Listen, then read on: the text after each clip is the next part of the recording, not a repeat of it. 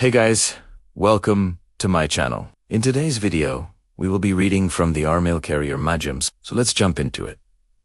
Our next post is from Throwaway Account. 15 years ago, I had just moved into a new apartment complex that was very strict about rules and regulations. The HOA was run by a group of middle-aged Karens who did not hesitate to fine anyone for any tiny infraction. For instance, one time they fined someone $200 because they left their American flag out after 4th of July weekend. They also monitored people's garbage disposals to make sure that they were only being used for garbage. Anyway, I had a big old mailbox with an HOA sticker on it that was delivered after I moved in. It was very large because I collect comic books and other items that are sent rolled up. Because of the size of the mailbox, the delivery driver was able to stuff most things through the slot without an issue. However, sometimes if he couldn't fit it, he would leave a note on my door asking me to open the door and come get the item from him directly. This happened maybe once every 2 weeks. One day I came home to a note saying that there was a package for me and to go retrieve it from the driver. When I went outside, there was a long rectangular package at the end of the driveway, almost like someone had pushed a refrigerator into my mailbox and jammed it shut. I walked over and tried to fish it out, but it wouldn't budge. Thinking back, this was probably the same day that a new Karen had moved into the neighborhood and her unit was right next to mine. So I got on the phone with the housing office to see what the deal was. They told me to talk to the HOA.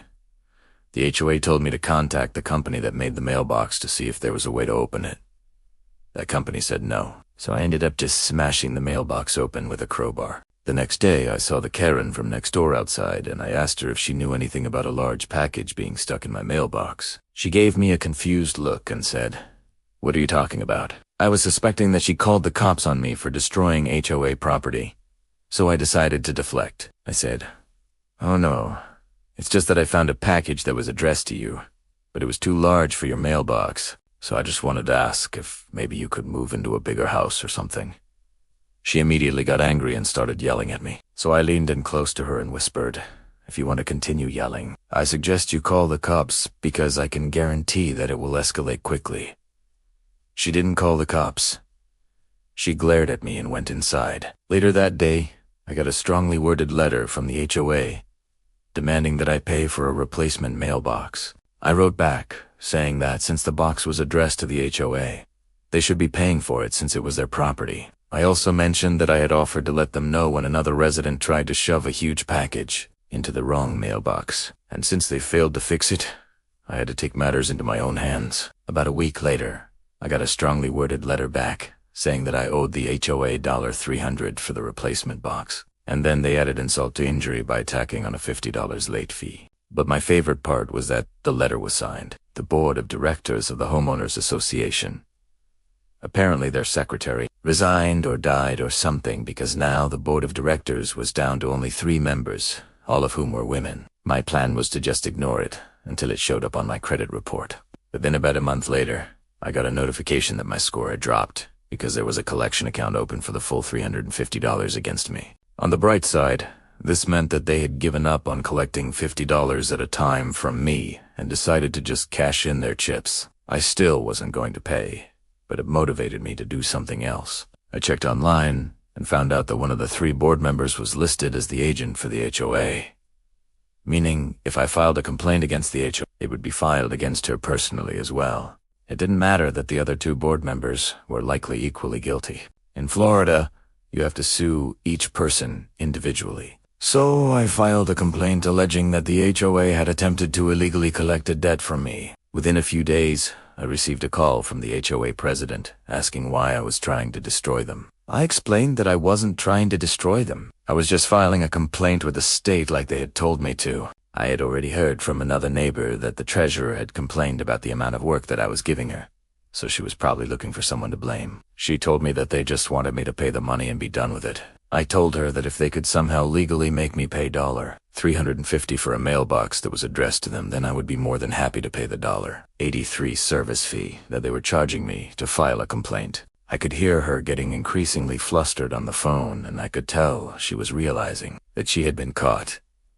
After a few minutes of silence, she just hung up on me. A few days later, I got a call from the collections agency saying that the HOA had closed my account and that I should unget any more calls from them. I asked if they could confirm that my account was paid in full and that the $350 balance was removed from my credit report. The guy said that he could confirm that the account was closed, but that the credit reporting agencies took between 30 and 90 days to update. About a week later, I got my credit report and the collection account was gone. Down in the comments, we have this story from our last convoy. My apartment complex had a really old mailbox setup that was probably installed when it was first built in the 1960s. It was one of those setups where you have a slot at the bottom and the mail would drop into a chute, and then there were these swinging doors where the mail would pile up, and then the mailman would have to open up those doors to put the mail in. Anyway, the mail carrier tried putting a package in the slot, and it got stuck. He tried wiggling it and pushing it in, and finally just shoved it in with enough force that it broke the flimsy plastic chute, and the whole thing fell apart.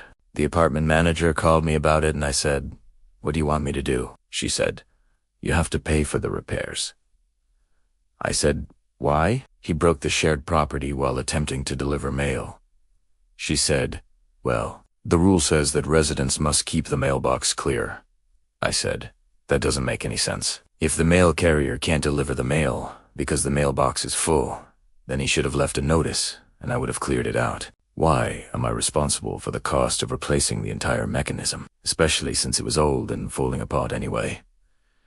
She called back a little later after talking to the manager at another apartment complex and said that they agreed that it was our responsibility. I said, "They can't enforce that on us because it's patently ridiculous.